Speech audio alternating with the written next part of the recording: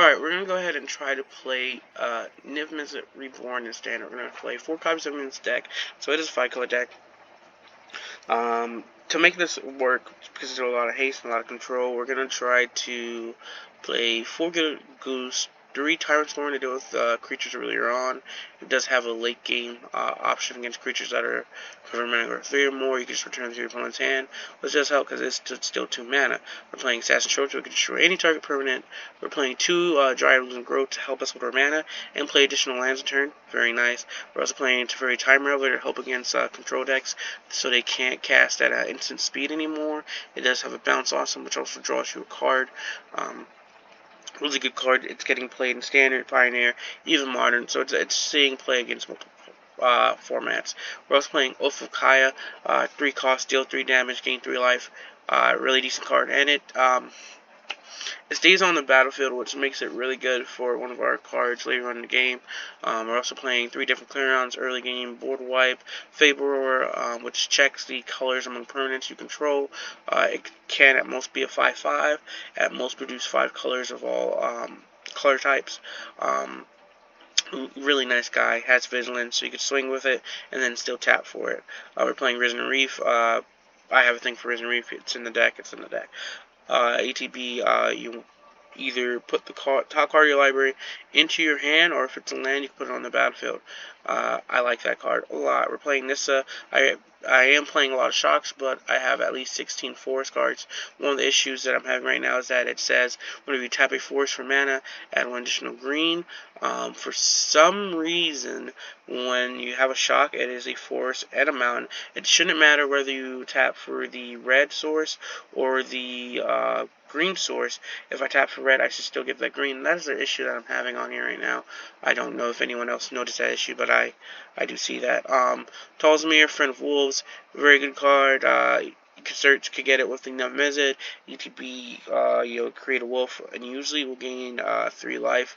It's a decent card. You're just created doubling TBs, lifelink, death touch, 3/5, good, a decent enough blocker. Lifelink is important, and doubling my ETBs is always good. Niv-Mizzet Reborn, he's one of the key cards. You're gonna look at the top 10 cards of your deck. You're gonna choose 10.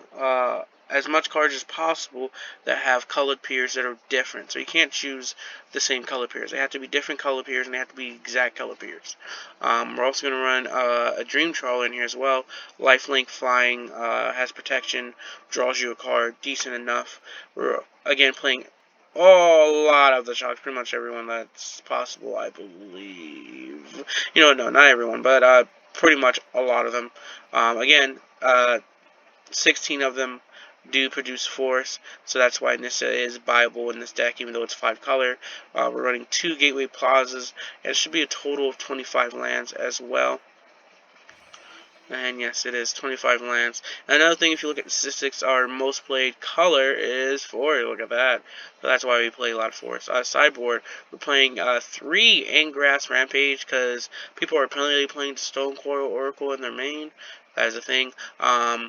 So we're definitely playing within our sideboard, because not everyone is, but I have seen a deck that was playing, and I'm like, what? And that's really bad for us, because a lot of our spells do target. So this one doesn't target the actual creature, it targets the actual player, and it can make them sacrifice an artifact, or creature, or a planeswalker, 2 mana. Really decent card. Ashiok Dreamrender is just to deal with graveyards a little bit. It's decent enough, and your opponent can't search your library. Unmoored Eagle doesn't really deal with the graveyard, but it deals with key pieces, and it does rip cards out of the graveyard if they're in there as well, if you name that card. So if a person plays Euro, usually it will get sacrificed first. Go in the graveyard, you can name Unmoored Eagle, pull out their mythic Euros, which you're usually running 2 or 3 of, which could just solidify the late game. This deck doesn't win early game. It wins in the mid-range game area a little bit, or in the late game, which is decent value. Rhythm of the Wild is to help us against control decks. Your creatures can't be countered, and they often usually get haste. Euro, good guy. Gaining life, gets you a card, play additional land. He's in the sideboard. Kai's Wrath, 4-cost board wipe that I can grab with Niv-Mizzet's ability. The color identity might be a little difficult, but if you have the Illusion Grove again, it will be possible. The deck does win a lot of board just because there are a lot of decks that starts off very fast, especially Mountain Red. So even though I do play a lot of creatures, sometimes it's better just to hold back the creatures the first 2 turns and then board wipe on either turn 3 or turn 4 with the Deafening Clarion, or if you put the Kai's Wrath in there on turn 4 Kai's Wrath. Another thing we're playing is Sorin, the Vengeful Bloodlord. He gives my creatures lifelink when it's my turn. He can return target creatures. He stings for 1 damage. And when he stings, he obviously has lifelink because creatures and planeswalkers, again, have lifelink on my turn. Dream Charler of when I'm playing additional 1 sideboard. Good sideboard card. Alright, so that was the list of cards. We're going to go ahead and then try to get a game in at least. But the deck, it pretty much, you really want to have like green mana in your hand. You want to have Gilded Goose. Play the Gilded Goose and start playing your turn 3s. The deck does play a good amount of turn 3 cards. We're going to definitely go ahead and take this play first option. This is good enough. This is good enough to start me out. So we're going to go ahead and keep.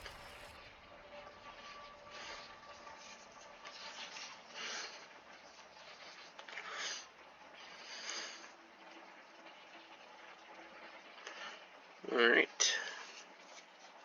I do have a lot of the more higher costed creatures in my deck, but that's fine. We're going to play Stomping Ground, Gilded Goose. Usually, we're going to have to go ahead and play the Gateway Plaza, pay for that, and have that. That's one thing with the Gateway Plaza. It does take a good amount of effort out of you to do, but I still think it's a good card. For this deck, at least, being able to have a lineup produce any mana is really good. I really wish we went back to one of those sets we have when it was triple mana cards, but I guess that's asking for a lot. Alright, so my options here vary. They do vary. I'm actually going to play that, so then I don't have to tap that. Play a Feybar. Boom. No blocks. It all depends on what he plays next, because Johnny can get really big. So I could run it, play Teferi, or I could play the Niv. It really doesn't matter. Alright, so he didn't do anything too exotic there. So I think we're going to go ahead and play the Yorick, which is really decent for me. He's a great blocker, which means you're not going to attack me, and you need to deal with it. So if he has a Banishing Light, he's going to use the Banishing Light on that, which I'm okay with. I am definitely okay with me using the Banishing Light on that, because I'm at the point, Pacifism. Pacifism is even better. It doesn't really, can't attack or can't block. Okay, I can't block. I'm cool with Pacifism on that. I am good with that. I'm definitely going to go ahead and play this Niv-Mizzet next. That kind of sucks a little bit. Alright. So hopefully he doesn't have another Pacifism. At this point, it's Niv-Mizzet or the Dream Charler. This is actually a little annoying, because I'm at 12, but I feel like the Niv-Mizzet is still the better option. So we're going to go with the Niv-Mizzet. And just enjoy grabbing some cards here. Alright, let's see the next pair. Boom. So yeah, I guess we just filled their hand. This guy did. How many cards? 1, 2, 3, 4, 5, 6, 7, 8. Alright, so I just need to play 1 card. And at this point, we're at an advantage where we could play a Deafening Clarion. And my opponent might just scoop to that. I would. Nope. Okay. I have a really good advantage right now. Boom. There we go. There we go. So yeah, that's how that one worked. I don't have to worry about counter spells. Definitely don't have to worry about counter spells. But if he gets a really good starting hand, I could be in trouble. I could be in trouble there. I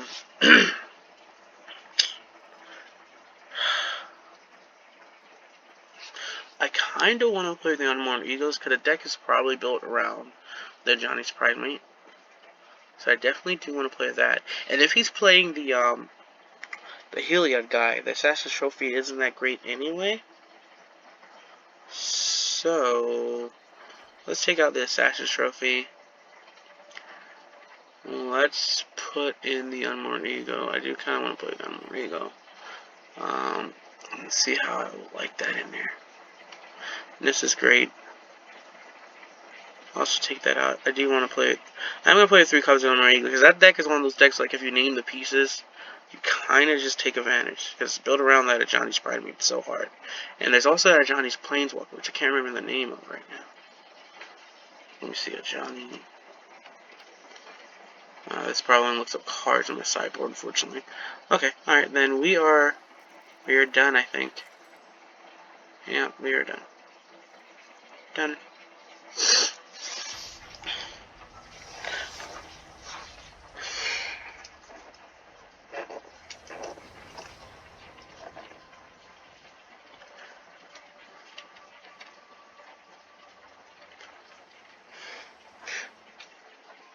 So yeah, hopefully the hand is pretty decent enough.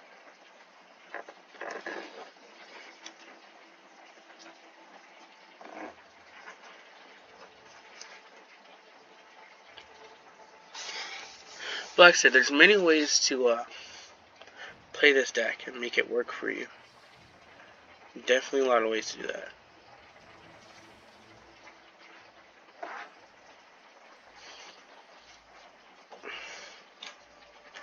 Alright, opponent.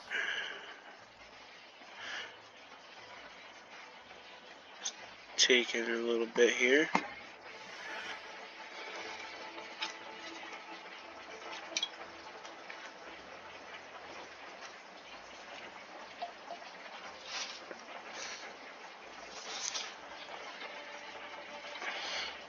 But I do like the deck. The biggest challenge for the deck in Standard is again the mana base. If my mana base was, if they gave us more lands, it would make this deck a lot better. Even like I said, even the tap tricolor lands would just be awesome for this. And I don't know. I guess my opponent just left after that game. That does happen. So yeah, sorry guys. If that's the case, I'll go ahead and try to play a game in just standard rank so you can see the deck a little bit.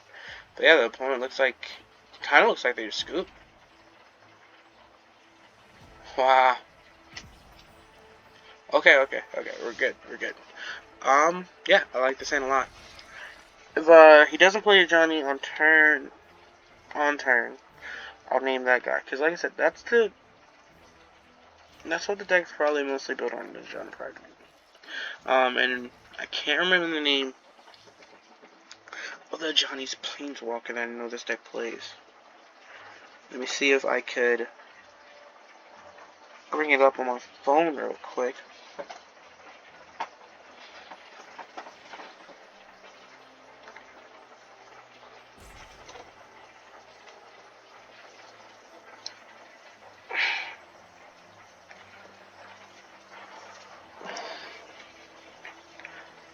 So yeah, the one that is a Johnny Strength of the Pride, that guy. If I had an option, I'll also name him too. Because as I said, I know the deck does play that, but again, I don't know what's going on here. I think we're just, yep, okay, yeah, wow. Alright, so yeah, we're gonna, that was a win.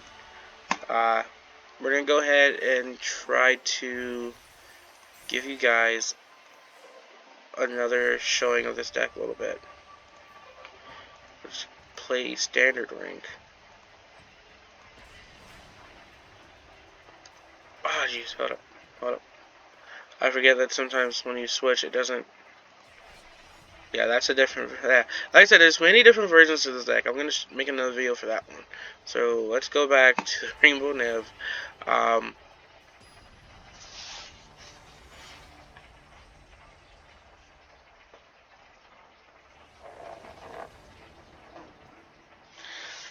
Alright, was this at least It's doable. It's doable.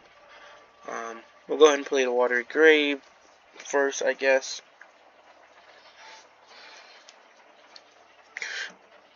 I do like the fact that I have my Deafening Clarion in my hand, in case this is a faster, like an aggro deck, red aggro deck. Because like I said, aggro is definitely something that's getting played a lot here. Look back, I can't keep that up anyway, so we're just gonna play that tap.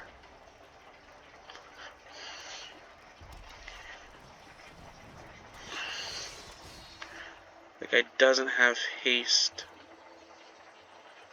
so options here is Teferi or an Oath. We're gonna go ahead and go with the Oath.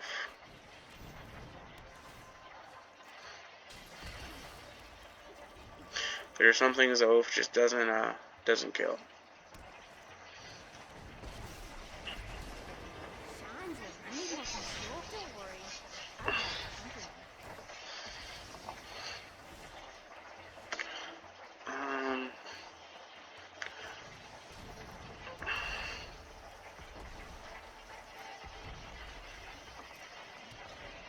Hopefully I do get an Atlantic player or a Discourage and this guy's still here.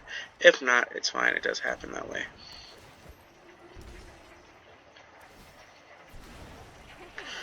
So it does look like I'll be able to keep him on the field. So hopefully draw into another land.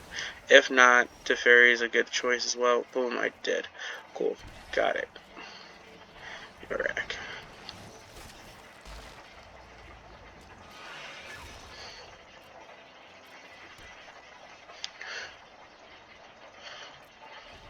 Again, like I said, I think I like those cards together very well.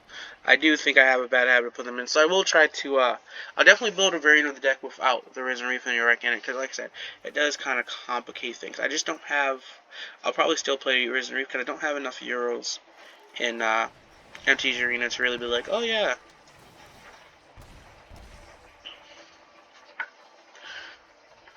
So I'm definitely swinging. Yeah, there's no way I'm not swinging. So, yeah. 3 here.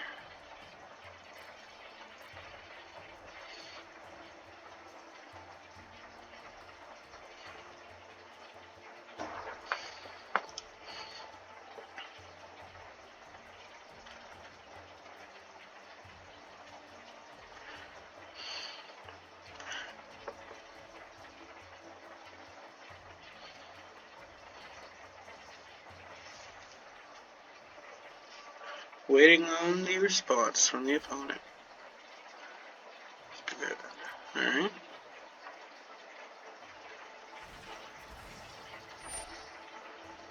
Good. So the question is, how do I want to respond to that guy? And I think I just want to... Yeah, I think I just want to play this guy.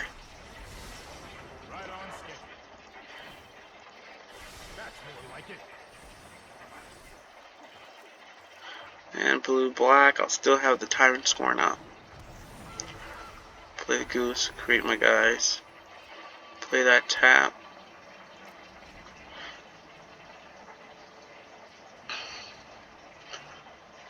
So I can at least block with the Gilded Goose, and I do have Tyrant scoring in case he plays something decent.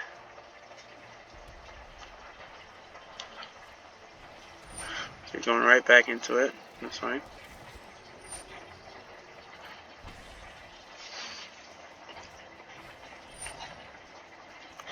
Alright.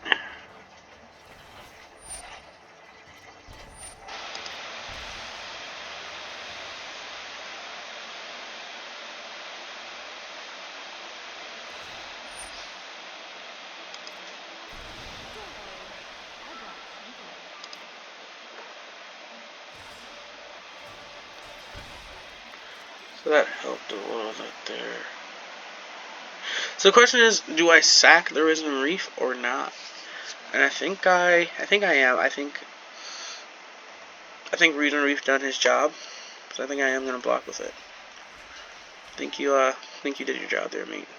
Also pause priority at the end step because I do want to kill. I'm probably going to kill the Aura. For sure. There we go. Alright, we're at the end step here. Play that. Get rid of her. Too much nonsense with that right there.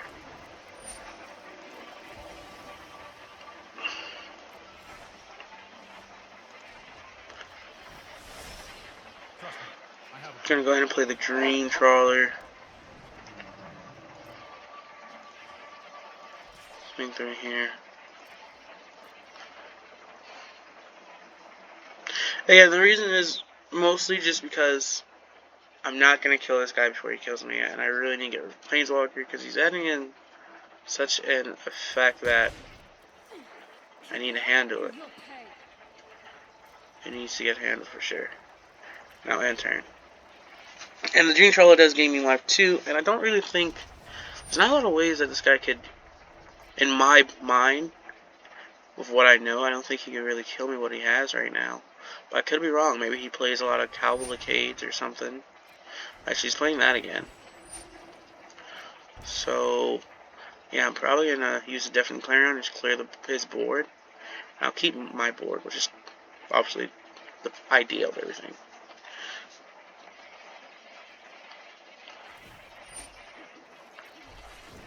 Find your fires of passion within.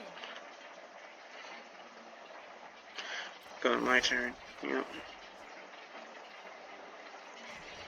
Plus here, yep.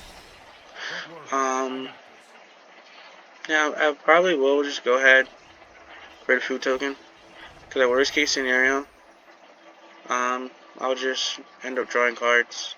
I mean, not drawing cards, gaining life. My fault.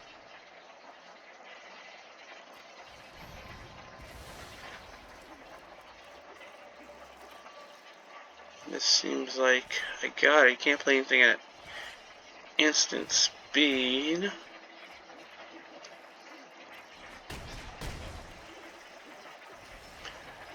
And I could lie and say I have a play, but I'm not going to. I'm just gonna enjoy the double Risen Reef trigger at this point. Good. Yeah, I could be like, yeah, I have a secret plan. So I'm at 17 life, so I am feeling really secured at this point in this game, and I do have Teferi's Neg 3 ability on stack. Okay, at the beginning of your end step, you may pay a red and 2 color, sacrifice a non-land permanent. If you do, reveal a card from the top of your library. Until you reveal a non-land permanent card, put that card onto the battlefield and the rest on the bottom of your library in a random order. Okay, that is cool. That's different. I see where this could be going for sure. But I don't know, dude.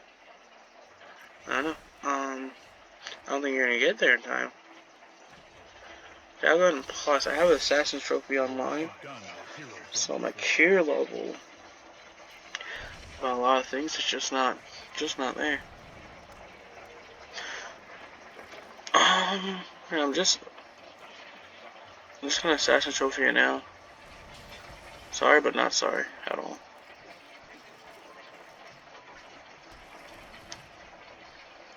Combat. I want to admit that this is me without even playing the, I don't think I played a Niv-Mizzet. You know what, I might have played a Niv-Mizzet. No, I haven't played a Niv-Mizzet. This is the deck without even getting a Niv-Mizzet. So eventually I should be gripping some nice cards here. Yeah.